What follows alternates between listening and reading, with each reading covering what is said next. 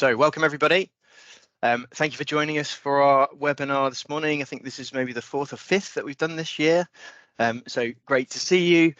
In terms of housekeeping, if you hear any fire alarms, it's either the fire alarm going at the office where James is, or my house is burning down. So you'll excuse us if we disappear. The other thing to say is we will have some interactive polls this morning, so it would be great to share our views on this subject. Obviously, an interesting one to an extent. I think a lot of people have considered it quite a dull bill, but I think the implications of the bill could be pretty far-reaching. So we're going to look at that. In terms of introductions, I'm Nick Elliott. I head our dispute resolution and employment group at Actons. We're based out of Nottingham, and we service local SMEs and some household names which are wider than the East Midlands across the UK. I'm pleased to be joined by James, who heads our employment team, and you'll see some of the rest of the team there. But we'll get straight into the topic for today. We're aiming to be probably about an hour, but it'll depend on questions towards the end.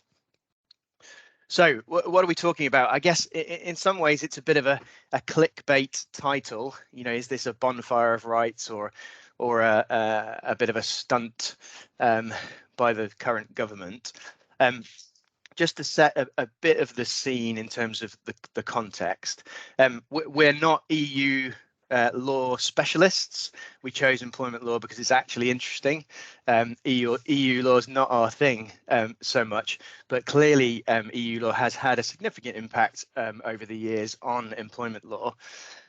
And that's in a number of different ways, and I'm going to try and massively simplify, so excuse me if it's too simple for some, but massively simplify how that works. And essentially, there was some EU law that applied to the UK, and people could assert rights sort of directly without it being in UK law. There was some EU law that we put into UK law, and sometimes even went further than the EU law required, like things like TUPE, relevant to the employment law side.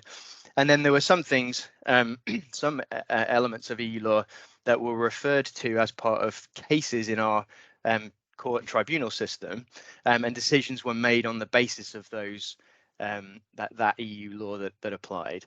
And essentially what this retained EU law revocation and reform bill, snappy title, is doing is looking to move away from lots of that, pretty much all of that, off the back of Brexit.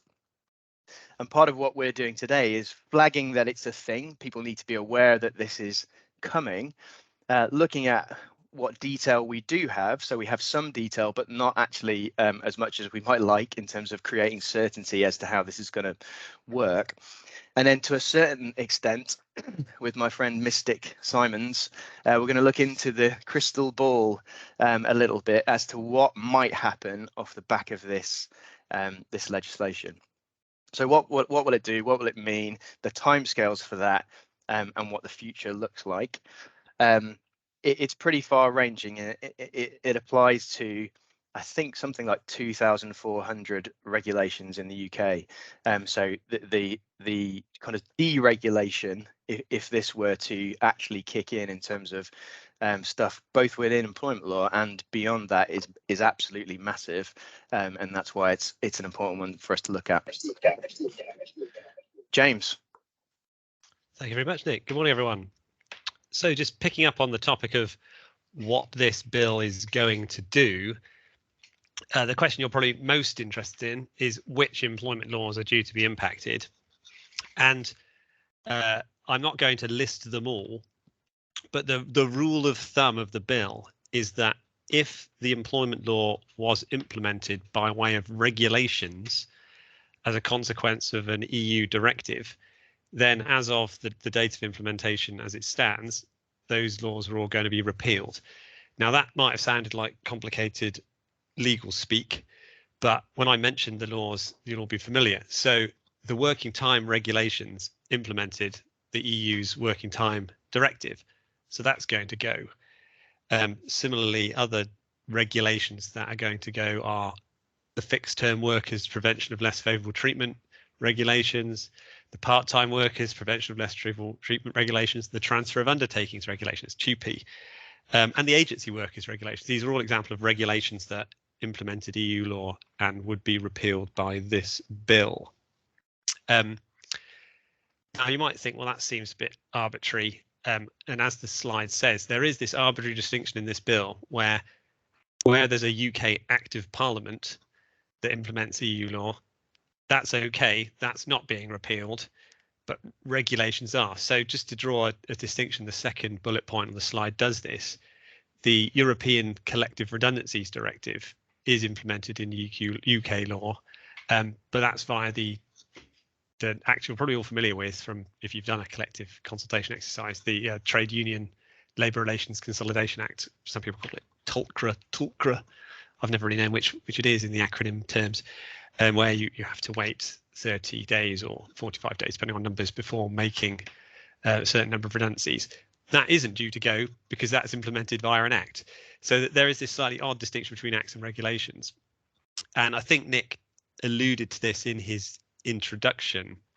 This bill, although we're only interested for the purposes of this morning in employment law, this bill wipes off a load of other law where the UK implemented EU directives by way of regulations, and that will all go too as part of this bill. So it's not just employment law. So I think the distinction was arbitrary because the government needed to decide, well, what are we getting rid of or what are we not? And it was just one way of easily drawing a distinction rather than going through the painstaking exercise of working out what implemented EU law and what didn't. Not that it avoided all painstaking exercises, as we'll come on to in a second. Nick. Thanks, James. So when will all of this happen? Well, there's a bit of time, as in theory, these could all be repealed by the 31st of December 2023, so the end of next year. But if you think about the implications of basically getting rid of these laws that we're used to working with, that's a pretty big job. It has a pretty serious implication, and even just working out what the implications of that would be are hideously complicated. And preparing and doing anything else to put in its place is going to take some time. The bill does allow for an extension into 2026. And again, with the crystal ball out, simply because there is so much to this and the implications are so wide ranging, our best guess is that it will be delayed. So it's not quite panic stations just yet, assuming that delay is relied upon. Again, as I say, if they weren't to, it would create a massive amount of deregulation and uncertainty. And again, we're trying not to be too political about this. I guess given recent events, the government putting it into a massive state of uncertainty might not be so much of a surprise. I don't know, but my guess is that it will be delayed beyond the end of next year. And really, I think it may well be more of a political football to a certain extent if we think that we're looking at 2024. I think for an election, potentially the Conservatives seem unlikely to call an election before then. And actually, what happens with this may well be influenced by what type of government we have in place at the time. Proper decisions need to be made. Clearly, Labour have set out the fact that they don't want to damage employment rights. The Conservatives are also talking about that to a certain extent, but I think it may well be a balancing act between what would cause most uproar with the people versus what might actually be beneficial to business, to take away some of the stuff that's maybe been a thorn in the side for businesses. The other thing I think that might come into play is, and again, some commentators are talking about the fact that what might go is the stuff that is least likely to be unpopular with the public sector. And therefore avoid further strikes, which again is a big feature of what we're seeing at the minute.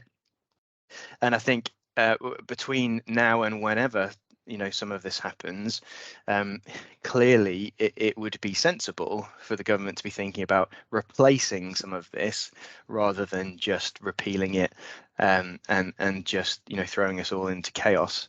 So it may but well be that some of it is actually kept as it is but put into place in UK law properly. It may be that actually they want to do something a different way, a more British way perhaps. The current government might think, and actually it'll achieve the same aims, but it'll be structured in a slightly different way. James? Thanks, Nick. So one of the consequences of repealing a lot of UK law is what happens in terms of case law. Now, the case I've mentioned in the first bullet point on this slide is one that, if you aren't familiar with the name Bear Scotland, you'll certainly be familiar with the consequence. This is the case it's about 8 years ago now, I think, where the Employment Appeals Tribunal was determining how much somebody's holiday pay should be. And the question was, should it be based on their basic pay if they did normal working hours, or should it be based on and include things such as overtime that they were required to perform under their contract? And under the UK law, on a strict sort of literal interpretation, and the way that everyone had generally done it for years, was that holiday pay was based on just normal basic hours. If you had normal basic hours, it didn't include things like overtime that you were required to carry out. And Bear Scotland changed that because Mr. Justice Langstaff in the EAT said that it had to represent normal remuneration, which for someone who's required under their contract to work overtime, that would be their normal pay because they normally did that. But the only reason he came to that conclusion was he was bound to interpret the UK's working time regulations and the Employment Rights Act in a way that was consistent with the aims of the European directive, the Working Time Directive. So he read words into the legislation, into the Working Time regulations and the Employment Rights Act in order to achieve that result. Now, if the UK law was completely dissociated from the European law, which is the whole point of this bill, then you wouldn't need to do that anymore. But that creates its own problems because the general principle of UK law is that a higher court's findings must be followed by lower courts where they make determinations on law. So currently, the employment tribunals have to follow Bear Scotland and the cases that follow that and build on that, because that's the principle of the tribunals following the higher courts. But the question is, do they have to do that where the principle that was applied in that court is no longer applicable? So are we looking at going back 10 years in terms of the case law, or do we carry on with the current case law until somebody appeals up the case? So, for example, Employment Tribunal might say, well, we're still bound by Bear Scotland. Do we have to wait until Bear Scotland is overturned by a higher court on appeal before there's new case law that the lower courts has to follow? Or do we just immediately diverge and perhaps go back 10 years? These sorts of questions haven't been answered. So that's why I'm saying it in speculative tones, because I don't know the answer. And it's not yet clear from what the government has said what the intention is. And then the second point, active litigation, is a sort of similar connected problem. So if on the 1st of January 2020, let's get this right, four, yeah, this bill has proceeded with the earliest possible timeline, which is what currently will happen. It will come into effect on 31st of December or midnight on 31st of December 2023, unless they extend it, which, as Nick said, our best guess is they probably will, but let's assume for argument's sake they don't.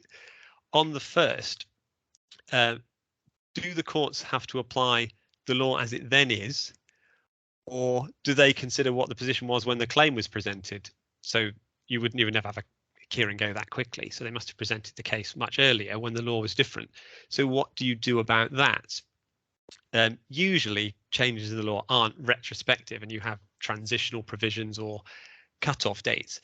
But again, does that achieve the UK's objectives? Because then we'll be dealing with legacy laws for a good couple of years after the 1st of January 2024 at the earliest, because those of you familiar with the employment tribunals and any subsequent appeals will know that it takes a long time before you can get well, just a case to tribunal, let alone one through the appeal courts. So again, we'll need further guidance from the legislation and the government as to how courts are going to be required to interpret laws that might still exist or have been remade under a new name after they've been repealed. So these are complexities that as lawyers we're interested in, and even businesses, although they might sort of not directly be interested in, the consequences will be critical to them to know what's going to happen as of 1st of January 2024 or whenever this comes into force, assuming it does. So it's two things that we'll have to look out for. Great, thanks, James. So I guess we've touched on, will this actually happen? We think our best guess is that it will be delayed because of the size of the job, just getting a grip on the consequences and actually implementing something to create certainty and stability for businesses, bearing in mind that this is 2,400 regulations. It's not just employment law, so there's a lot to go out there. In terms of who would benefit from it, I think we have a poll. So our first poll. So Matt is in the background. Hopefully we'll be able to kick off the first of the polls. So the first one is, who would benefit from the bonfire of EU employment law? So we have employers, workers, or neither. So I can see some people voting already, so feel free to click and submit your vote. We'll have a look. I should also say I think the results show in the chat. If you have any questions as we go, feel free to pop those in there. Any comments as we go along, that would be really welcome. Try and make it as interactive as possible.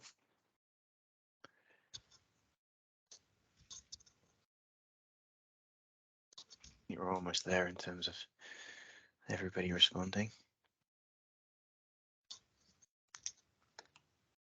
So a massive 0% for workers benefiting from from that. I think that makes sense. And I think in reality, I think neither probably is not a bad response at all, is it? On the basis that it could well result in a reduction in protection for workers and employees, but it certainly feels to us like there may well be a great deal of uncertainty when it comes to the position for businesses, for employers as well. So yeah, I think we would agree with that one. James, you want to take us through the next one? The next slide has the next poll. So which aspect of employment law would you most like to see changed that now can be because of Brexit? And we've listed current UK laws that derive from EU laws or have done historically. As I say, now they can in theory diverge. Because one of the interesting things that we haven't said is that insofar as the UK landscape was changed to make it more favourable for business, the EU does have power within the agreement we've reached to impose sanctions on the UK. So the extent to which the government would actually water down UK employment rights is questionable, because that might have other negative consequences. But obviously that, because we don't have any of the detail, that's all very hypothetical what that might be. Right, so we've got the results coming in. Now, I'm slightly surprised. I would have put my money, if I was a betting man, on working time being the winner, but we've got Tupi being the winner, which is interesting. We've actually got the next two polls. We're going to go into a bit more detail about different aspects that could be changed to see what is and isn't popular.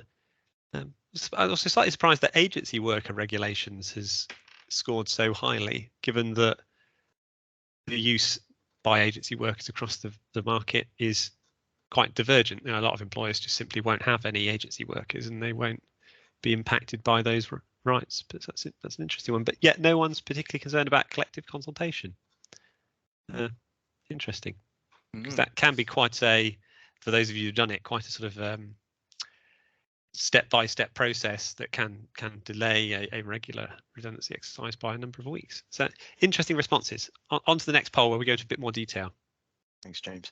Yeah, I guess that might be indicative of TUPE having a bad rep generally. So next poll, which aspects of working time would you like to see amended? Vote for as many as you like. So I guess this is a good reminder as to what the working time regulations actually cover. So we've got 48-hour maximum working week and opt-out, rest breaks, holiday carryover for sickness absence, and holiday pay.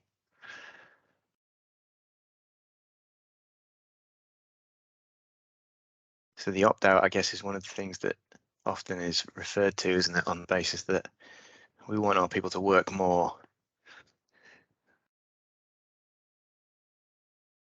Or at least that's the perception. So what have we got?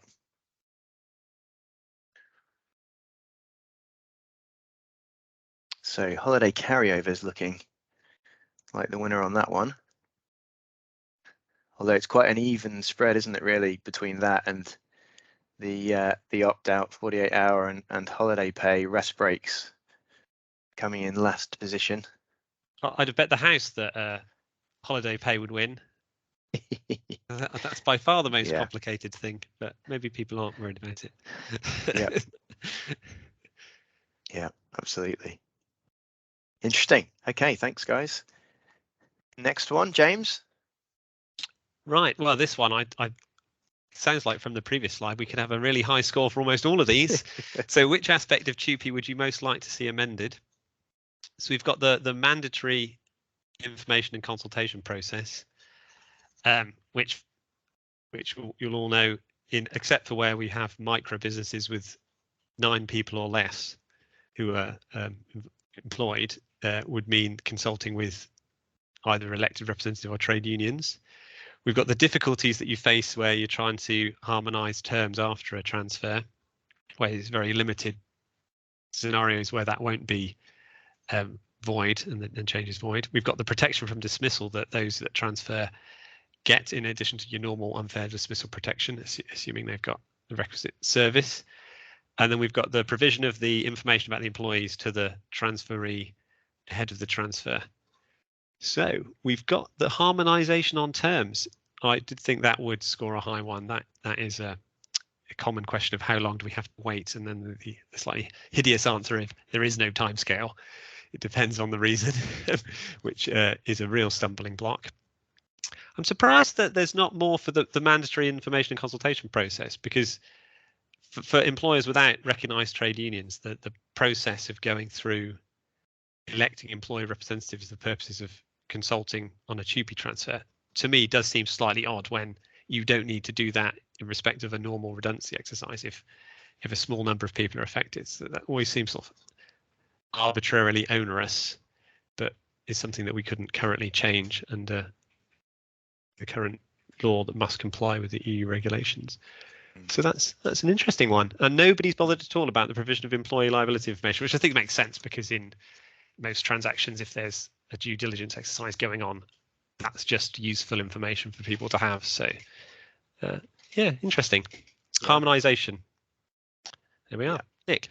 Great, thanks, James. So what do we think the future? What, you know, if we were using our crystal ball, and you may have picked up as we've gone along some of our thoughts on that.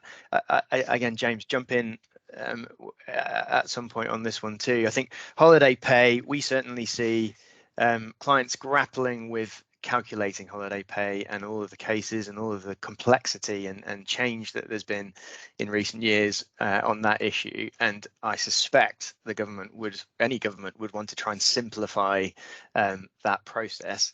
However, being able to do that is a different matter. And it may sound more straightforward than it actually is in practice. And that's part of the reason that we've had so much litigation and case law and kind of development in that area recently.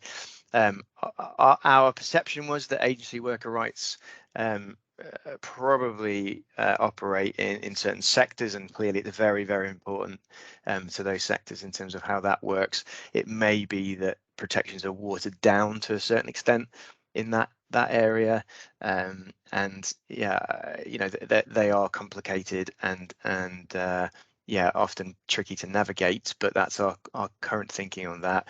Working time, the opt-out might be part of that in terms of what they tweak. There's often a perception that we want to be able to work people harder, whether that actually impacts on that, I don't know. And improve productivity and growth obviously is a big push at the moment for the government. I think the other one that they might look at is relaxing the obligation to record working time, which is a thing, but often people don't observe that and forget altogether about it at times. James, I think, has covered TUPE quite nicely there. I think some more flexibility around harmonization of terms post transfer would make sense and would help, I think, in a lot of scenarios. It may not be that they look to weaken the protection around dismissals post transfer, because of course the whole point of the legislation is to protect people's employment in those scenarios. Sorry, James.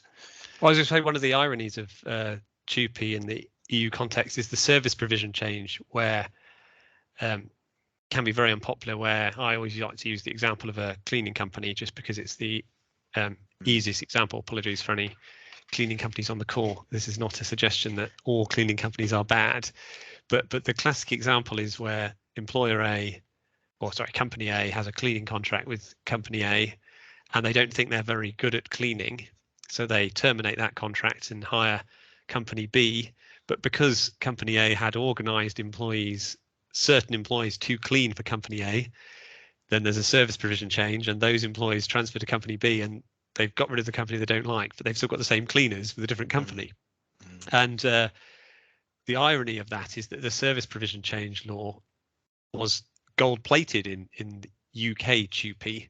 Well, I shouldn't say UK TUPE. There is only a UK TUPE. TUPE is a UK law, but we didn't have to go as far as we did in defining service provision change. And the reason we chose to is additional certainty, so that employers didn't have to apply the slightly more complicated EU case law about whether or not there was a business transfer in the context of that type of scenario, so that everybody knew. So the irony is we went further than we needed to, but it's slightly unpopular and it derives from UK law. So what do we do now? And this whole scenario and the seminar we're talking about is change and no certainty. So there's a slight irony there in respect of TUPE. And then collective redundancies, James, any thoughts on that one? Yeah, I think that the poll really says it all, that people aren't bothered about that. That if you're, especially since they changed the 90 days where it was over 100 down to 45, I can't remember when that was, a number of years ago. If you're dismissing 20 to 100 people, it usually takes longer than everyone thinks anyway. So the 30 days before any dismissals can take effect, you normally need to complete the consultation or people's notice periods anyway. So it's not such an impediment, and I don't think that people think it is either, based on the poll. Yeah. Although I was surprised by the working time regulations, because certainly my experience of the opt-out is that clients that have wanted people to work 48 hours, if people want to work 48 hours or more, they'll sign the opt-out. If they don't, they don't. Yeah. And the employees tend to have strong minds as to how much they want to work. Yep, correct. I think that's right. But I suppose maybe it's a clunky way in which it gets implemented is the issue. Yeah. Great. Okay. So that's a kind of a whistle-stop tour through what this is all about, what might happen, and obviously it's been great that everybody has kind of shared their views on what they might like to see. Do we have any questions? So I've been keeping an eye on the chat. We haven't seen any there. Got the answers to the polls, but I don't think that not prior to that. There's no questions. We can either have some people typing questions in the chat if that's a good option, or in fact unmute and go for it. That we're up for a discussion too. Or we may have stunned everybody into silence. Or are some concerned about the prospect of this coming in 31st December? Yeah.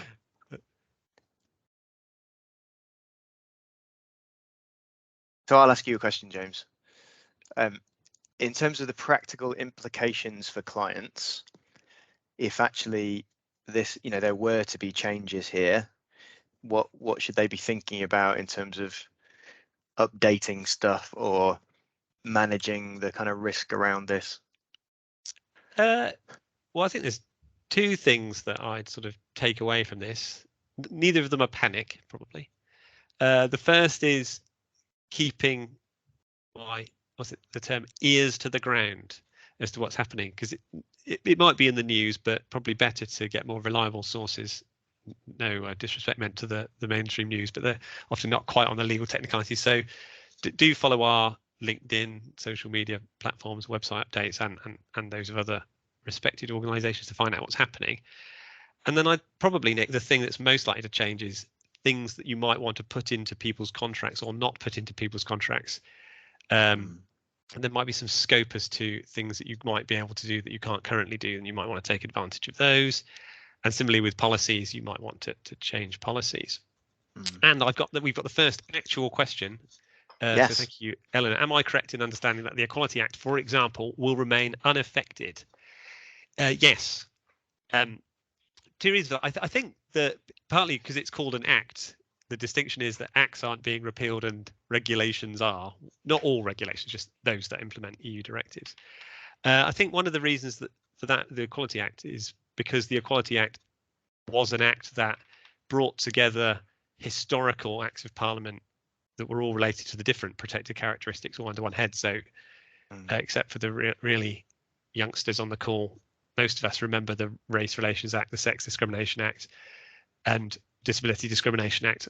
I still call it the DDA, even though it doesn't exist anymore. So that will stay. There is some nuances about certain pieces of EU law that have direct effects you might have read to do with equal pay claims, but the basic principles of equal pay in the Equality Act are still there. So there's some complex nuances, but there we are. Nick, do you want to answer the next question? Yeah, so Sue's asked, is this likely to be a drip feed of changes? If so, what would that mean for employment contracts? In terms of the mechanism for change, I guess it's uncertain at the minute in terms of how that will work. As it stands, it could all just go when the bill kicks in. We're hopeful that that's not the case. And I think the government's going to need to get a grip of it at some point, or do away with it, I suppose, or delay it at the very least. So in terms of whether it'll all change at once, I think it'll depend what process they put in place for either keeping things as they are or replacing it with something different, I think. And then impact on employment contracts is a bit like James has said, depending on what changes, it may be possible that there are things that will need to change in existing employment contracts. Now, again, there'll be an interesting discussion there about changing people's terms and conditions, because obviously it's not straightforward to do that without their agreement. So it'll depend what it is. And certainly if lots of this change significantly, we would be looking at, different policies and procedures that employers have in place, and whether they actually comply anymore, whether they fit the existing or the new legislation that will cover the area that our policy is designed to cover. So that's the big job that could follow if actually the government decide to make significant changes in this area. So unfortunately, it could be another busy time for HR professionals. Alison says, I think that's, you read that, James? I comment on that one. So I was reading that whilst you were responding to the previous one. But I think, absolutely right. It sort of chimes with what you were just saying, Nick, in that it'll be a case of seeing what happens and being responsive to what does happen. And so I absolutely agree with Alison. The only thing to say is I think we did stress this, but it's worth repeating that what the government have said is that this isn't an intention to just swipe all the rights away. They are going to review and replace, or where appropriate, write into UK law the existing law. The problem is we're somewhat skeptical, and I say we, kind of the employment law community, that there's enough time to do that, and B, well, I said there's a time. Obviously, they can delay to 2026 under the terms of the bill, but it seems to me that perhaps there's a political will to be saying they're doing this without a recognition of the scope of the enormous amount of work that it would take to do it properly. So the shortcut would seem to be just try and re-implement what currently exists into UK law, but that would slightly defeat the object and probably would create more problems than it would achieve. But there we are. Yeah. While you were talking, James, there were a couple more questions which I've had a chance to have a look at. So I think Nicola is a similar point to Sue's. So the honest answer is we don't know exactly yet in terms of how it will impact on employment contracts, but it will depend what changes are actually made, and it may be the case that we'll need to look at that. Maria's point, hi Maria, is a really good one, and I think so. Taking consultation from employers before making decisions on what to change, and I believe that part of the review that we're talking about in terms of the implications of all of this and what might be put in place instead would involve a degree of consultation. But as James has quite rightly pointed out, it's a massive exercise, both for the employment law side of this and a whole stack of other laws that would be impacted outside of employment law. And I agree, Maria, nobody wants change for the sake of change. I guess there's a few people that just like change, full stop. But uncertainty, I think, is the key here from my perspective. I think business, that's not good for business in any way, usually. Yeah, and just to answer Maria's point, the sake of change, my perception is the reason for this isn't in the employment law context. It's the reason for the change is to dissociate UK law from European law, because that is one of the perceived advantages of Brexit, which, whatever the vote was, had a small majority. So I think that's the reason, and that would be the counter argument. You probably see which side of the fence I fall on with that, but I'm trying to present both sides relatively faithfully. Yeah, yeah, that makes sense. Just give it a couple of seconds for any other questions. I think that might be us, James. That might be us. Yeah. So in terms of just closing, we had a couple of other things that we just wanted to mention. We've talked a lot about changing contracts and policies and handbooks. Actually, there were some changes off the back of the Good Work plan a couple of years ago, which seemed to be missed by a lot of people, I think because something called COVID got in the way. And we're seeing an increasing number of clients coming to us and saying, please, could you update this? We've just spotted your update from a few years ago in this area. We need some help updating our contracts and handbooks. It's not a particularly glamorous thing for businesses to have to focus on. To be honest with you, it's not the most fun job for us either, but it's really important because you need to have your contracts in particular compliant for new starters. So we're doing a free review of those where we'll essentially check your contracts for you and tell you where they need updating, and you can either then do that yourself or we can do that for you. So that was one thing we wanted to mention. The other thing we're seeing is a massive increase in training. So clients wanting training, particularly on investigation for the purposes of disciplinary and grievances and whistleblowing, but also equality, diversity, inclusion, discrimination type training. So we've been doing lots and lots of that. Again, it seems that clients are getting serious about ensuring that their people are properly trained in those areas in particular. So if that's of interest, do let us know.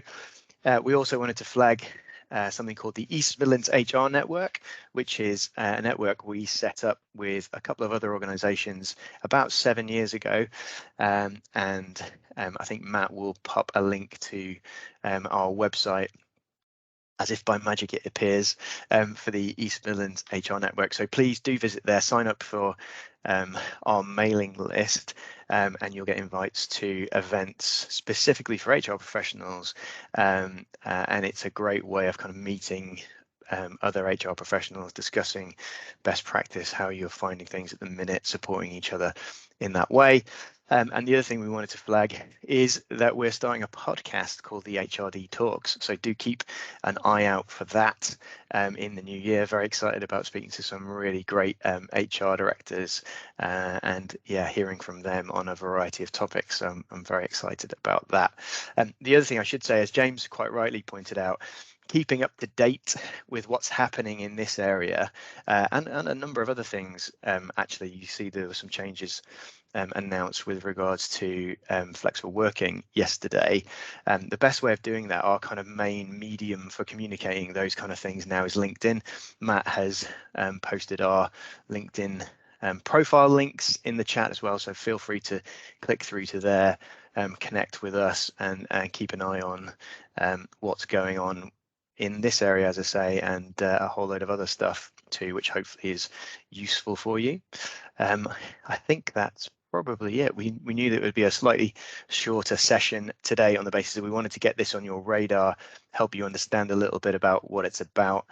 As I say, get that crystal ball out to a certain extent, but at the very least, we can all be keeping an eye on this and tracking its progress over the next year or so. Anything else from you, James, or is it a goodbye? No, I think that's it. It's a goodbye and a good holiday season. Yes, we're almost there. Keep going, everybody. Excellent. Thanks for joining us. Hopefully it was useful. And yeah, we look forward to seeing you next time or on LinkedIn before then. Great stuff. Thanks, everyone. Great. Thanks.